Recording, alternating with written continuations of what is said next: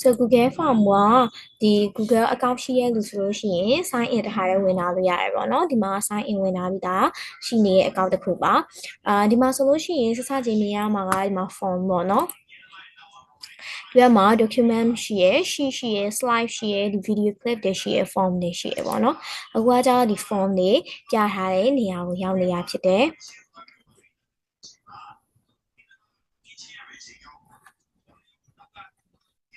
form မှာဆိုလို့ရှိရင်ပထမဆုံးအနေနဲ့ဒီ new form လေးတစ်ခုကိုယူလိုက်ပါမယ်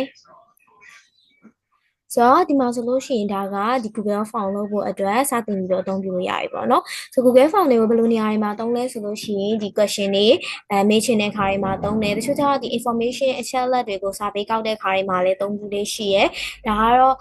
အသုံးများလေးရှိရဲ့အရာတွေကိုဖော်ပြပေးရဖြစ်တယ်ပေါ့နော်ဆိုအဲ့ Google Form မှာဘာလဲပါလဲဆိုလို့ရှိရင်ဒီမှာက make a question ပေါ့နော်ဒီမှာ question တွေကိုလုပ်လို့ရမယ်ဒီ question form နေရာတစ်ခုရှိရနောက်တစ်ခုကကျတော့ response ကကျတော့ကိုကဒီအချက်အလက်တွေအကုန်လုံး question တွေအကုန်လုံးမေးပြီးပြီးတော့တစ်ဖက်လူစီဒီ link လေးပို့ပေးလိုက်ပြီးရင်သူတို့ဘက်က response လေးပြန်လာပါမယ်အဲ့ခါကျရင်ကိုမှ response ဘယ်နှယောက်ရောက်လဲကိုရဲ့ response တွေကဘာတွေလဲဆိုတာကိုကနေပြီးတော့ဖတ်ရှုနိုင်မှာဖြစ်တယ်နောက်တစ်ခုကကျ setting ပေါ့နော်ဒီမှာဆိုလို့ရှိရင် setting လေးတွေရှိပါတယ်ဆိုဒီ make တချို့ကျတော့ဒီမေးခွန်းမှာကတည်းကအဖြေတွေထည့်တာတို့အမှတ်တွေတခါတည်းပေးထားတာတို့ reply တွေတခါတည်းပြန်ထားတာတို့ဆိုလို့ရှိရင်ဒီ setting မှာလာပြီးတော့ချိန်ညှိလို့ရတယ်ပေါ့နော်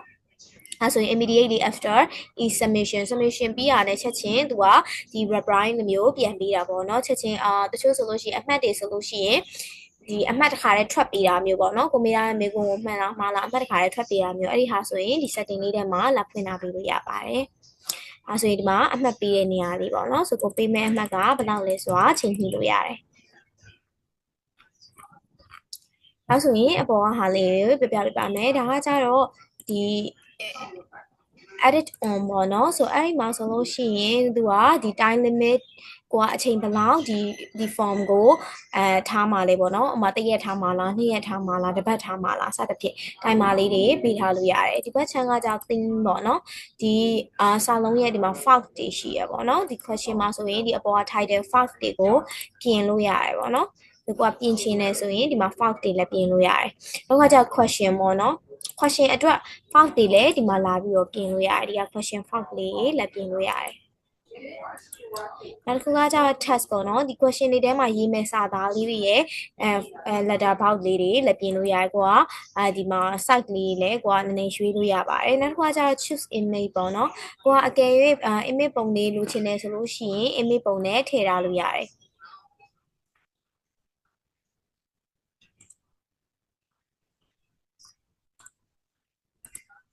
အဲဆိုရင်ဒီအပေါ်နားလေးမှာပုံလေးလက်ပေါ်နေမှာဖြစ်တယ်ပေါ့နော်ဆိုဟုတ်ပြီအဲဆိုလို့ရှိရင်ဒီအောက်က color လေးပေါ့နော်ဆို color လေးကကြတော့ကိုလိုချင်တဲ့ theme အရာကိုရွေးလို့ရတယ်ကိုအဆင်ပြေတဲ့အရာကိုရွေးပေါ့နော် Okay အဲ့ဒါက theme ရဲ့အလုပ်လုပ်ပုံမှာနောက်တစ်ခုကကျ preview ကကျတော့ကိုယ်ကြည့်ရမေးခွန်းလုပ်ပြီးသွားလို့ရှိလို့ရှိရင်ကိုယ့်ရဲ့မေးခွန်းကဒီဖြေဆိုတဲ့သူဘက်မှာဘယ်လိုမျိုးဖြစ်နေလဲဆိုဒီမှာဆို submit ပါတယ်ပေါ့နော်ဒီဖြေဆိုတဲ့လူရဲ့အောက်မှာ submit လေးရှိရဲဒီမှာ clear form ပေါ့နော်ဆိုထားတဲ့ဖြစ် preview mouse နဲ့ကိုခံပြီးထားတဲ့ question တွေကိုပြန်ကြည့်လို့ရတယ်ပေါ့နော်ဒါကတော့သိပြီးသားဒီ endo video ပေါ့နော်ဒါကကျ link ကကြတော့သူက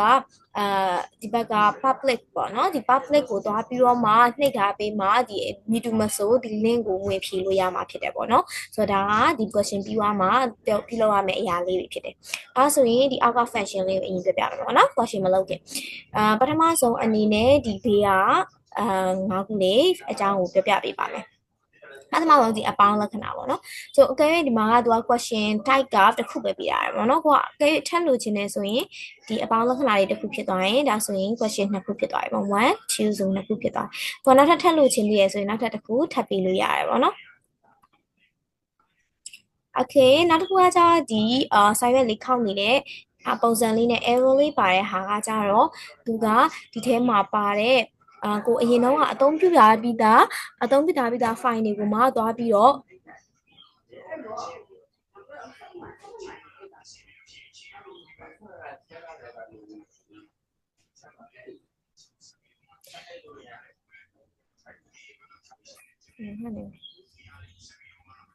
အသုံးပြုတာပြီးသား file တွေကိုမှသွားပြီးတော့ထပ်ပြီးတော့အသုံးပြုတာပေါ့နော်ဒါဆိုရင်ဒါအရင်တော့သုံးထားတဲ့ file တစ်ခုကို select လုပ်လိုက်ပါမယ်အဲ့ဆိုရင်ဒီမှာပေါ့နော်ဒါစာတန်းရှိရေးထားတဲ့ဟာမျိုးဆိုရင်ဒါလေးတစ်ခုရေးလိုက်ပါမယ်အဲ့ဆိုရင်ဒီမှာ what is the best title for this article ဆိုရဲဒီမိကုန်းလေးအတွက်ပေါ့နော်အဲ့ဆိုလို့ရှိရင်ဒီမှာဒါအရင်တုန်းကလောက်ထားတဲ့ဒီ Google Form လေးဖြစ်တယ်အဲ့ထဲမှာတစ်ခုကိုပြန်ပြီးအသုံးပြုလိုက်တာဖြစ်တယ်နောက်တစ်ခုကကျတော့ test ပေါ့နော်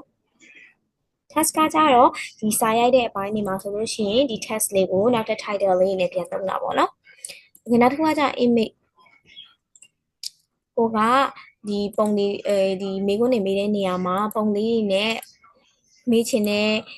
စာသားလေးရောပုံလေးတွေရောထည့်ချင်တယ်ဆိုလို့ရှိရင်ဒီ Google Search Bar မှာဒီပုံလေးတွေကိုရွေးချယ်ပြီးတော့ select မှတ်ပြီးတော့မှဒီမှာပုံလေးတွေလာပြီးတော့ထည့်လို့လည်းရတယ်ပေါ့နော်ဆိုဒီမှာဆိုရင်ဒီမှာပုံလေးတွေထည့်ထားပြီးဆိုရင်ရှိမှာ question လေးတွေမေးရုံပဲပေါ့နော်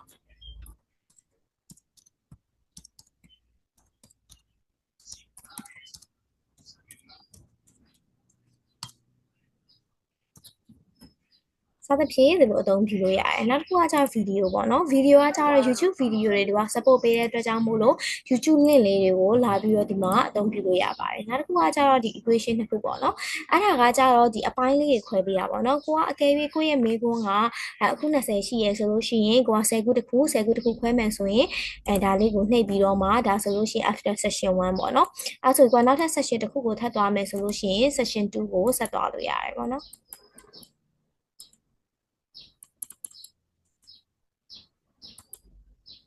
โอเคအဲ့ဆိုရင်ဒီမှာ section 2 of 2ဆိုတာလေးဖြစ်သွားပါပြီဒီအပေါင်းလက္ခဏာလေးနှိပ်လိုက်ရတယ်ပေါ့နော်ဒီ equation လေးတစ်ခုကိုနှိပ်ပြီးတော့ဒီအပေါင်းလေးထပ်နှိပ်လိုက်လို့ရှိရင်နောက်ထပ် section တစ်ခုကိုရောက်သွားမှာဖြစ်တယ်အဲ့ဆိုလို့ရှိရင်ဒီဒီ form တွေမှာဆိုလို့ရှိရင်အများဆုံးတွေ့ရတယ်ဒီ10ခုပြီးသွားရင် next ဆိုတာလေးကိုနှိပ်ပြီးတော့မှနောက်ထပ် slide လေးတွေကိုသွားပြီးတော့သုံးပြီးလို့ဖြည့်ပေးရမှာဖြစ်တယ်ပေါ့နော်အဲ့ဆိုလို့ရှိရင်ဒီမေးခွန်းမှာအရေးကြီးတဲ့အချက်လေးတွေပြောပြပေးပါမယ်ပထမဆုံးဒီဟာလေးကိုကြည့်ကြည့်ပါပေါ့နော်ဒါဆိုလို့ရှိရင်သူရဲ့မေကွန် type ကဘယ်လိုလဲဆိုတော့ဒါဆိုရင်ဒါ image ထည့်ချင်ဒီမှာ image ပုံစံလေးမှာသွားပြီးတော့ Google image ထဲမှာပုံလေးတွေကိုရိုက်ရှာလို့ရပါတယ်နောက်တစ်ခုကကြတော့ဒီ question multiple choice ဒီ question type အမျိုးအစားပေါ့နော် question type အမျိုးအစားမှာသူက multiple choice ရှိရယ် chat box ရှိရယ် dot draw ရှိရယ် file upload ရှိရယ် file လေးတင်ချင်လိုက်ရတယ်ပေါ့နော်ဒါဆိုရင် linear scale rating ပေးတဲ့ဟာလိုမျိုးတွေရှိရယ်နောက်တစ်ခါကျ multiple choice graph ပုံစံမျိုးလေးဒီ chat box grid တွေတုံးလို့ရတယ်အဲ့ဒီမှာမှကိုကဒီ multiple choice ယူရတဲ့အတွက်ကြောင့်မို့သူက multiple choice လေးလောက်ရတယ်ပေါ့နော်အကယ်၍ကိုကနေပြီးတော့multiple choice မဟုတ်ဘဲနဲ့တခြားဒီ chat box တို့ဒီ rating ပေးတာတို့စသဖြင့်လည်းယူထားလို့ရတယ်ပေါ့နော်ဆို rating ဆိုရင်ဒီမှာ1 2 3 4စသဖြင့် rating ပေးရမှာဖြစ်တယ်ဒါကတော့အခုခဏတော့ငါ multiple choice လေးပေါ့နော်အဲ့ဆိုရင်ဒီ multiple choice လေးရေးထားပြီးပြီဆိုရင်ဒီမှာဆိုရင်က question ပေါ့နော် question ပြီးသွားရင်အောက်မှာကိုက answer လေးပဲရေးလို့ရတယ်ပေါ့နော်အမ example A ပဲထားလိုက်ပါတော့ဟုတ်ပြီအဲ့ဆိုလို့ရှိရင်နောက်ထပ် option က B လေးပေါ့စသဖြင့်ပေါ့နော်အဲဆိုရင်ဒါကပြီးသွားပြီပေါ့နော်အဲ့ဒီမှာပုံလေးတွေထည့်ချင်လဲဒီဘက်ဘေးမှာထည့်လို့ရတယ်နောက်တစ်ခါကျ answer key ကကိုယ့်ရဲ့အဖြေကဒီ A နဲ့ B နှစ်မျိုးထဲမှာကိုက B လို့ကိုယ့်ရဲ့အဖြေမှန်ဖြစ်တယ်ဆိုလို့ရှိရင်အဲ့ဒီအတွက်အမှတ်ကဘယ်လောက်ပေးရလဲပေါ့နော်ကိုယ့်ရဲ့အမှတ်လေးတွေပေးလို့ရတယ်နောက်ပြီးသွားလို့ရှိရင်ဒီမှာ edit answer feedback ပေါ့နော်ကိုကအဖြေပြီးသွားလို့ရှိရင်အောက်မှာ explain လုပ်ချင်တယ်ဆိုလို့ရှိရင်ဒီမှာသွားပြီးတော့ typing ရိုက်လို့ရတယ် typing ရိုက်ပြီးတော့မှဒီ answer လေးတွေကိုအဖြေပြန်ပြီးတော့ပေးရမှာဖြစ်တယ်feedback ပေးတဲ့သဘောပေါ့နော်ဆိုတော့အဲဆိုရင် done လေးနှိပ်ပြီးဒီအောက်က require လေးကိုဖွင့်ထားပြီးပြီဆိုလို့ရှိရင်တော့ရပါပြီဒါကမိကုံပုံစံတစ်ခုပေါ့နော်ဆိုတချို့သောဟာတွေကြတော့ဒီ main တွေပါတယ်ပေါ့နော်ဆိုနာမည်တွေပါတယ်ကြတော့ရွေးချယ်တာမဟုတ်ဘူးအဲ့လိုမျိုးဆိုလို့ရှိရင်ဘယ်လိုမျိုးလုပ်ရမလဲပေါ့နော်အဲ့လိုဆိုလို့ရှိရင်ဒီဘက်ကခဏတော့ question type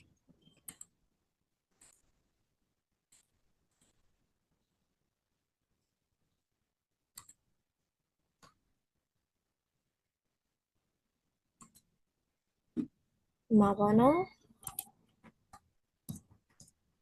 ဒီ name ဆိုတာမဟုတ် name ဆိုတဲ့နာမည်မှာဆိုလို့ရှိရင်ဒီ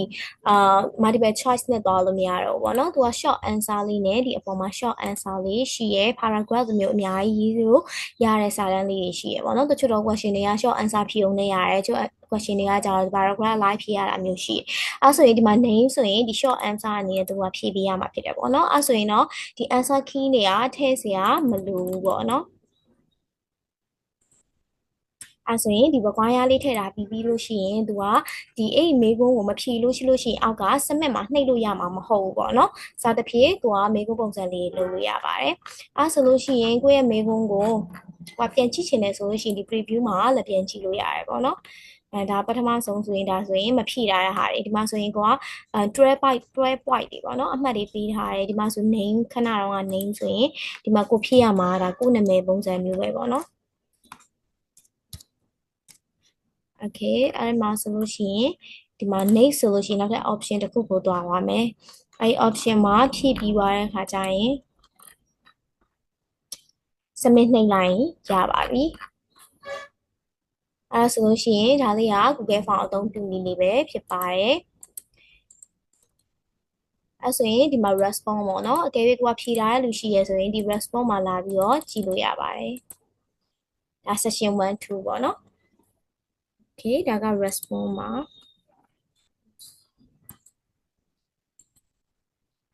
response ဆိုရင် no response ဖြစ်နေရပါတော့ဆိုဆိုလို့ရှိရင်ကိုက link လေး share ချင်တယ်ဆိုလို့ရှိရင်ဒီဘက်ဘေးနား public လေးရှိပါတယ်ဆို public ကိုလာပြီးတော့မှ share လို့ရပါတယ်ဆိုအားလုံးပဲအဆင်ပြေကြလိမ့်မယ်လို့မျှော်လင့်ပါတယ်နောက်ဗီဒီယိုမှာဆက်တွေ့ပါမယ်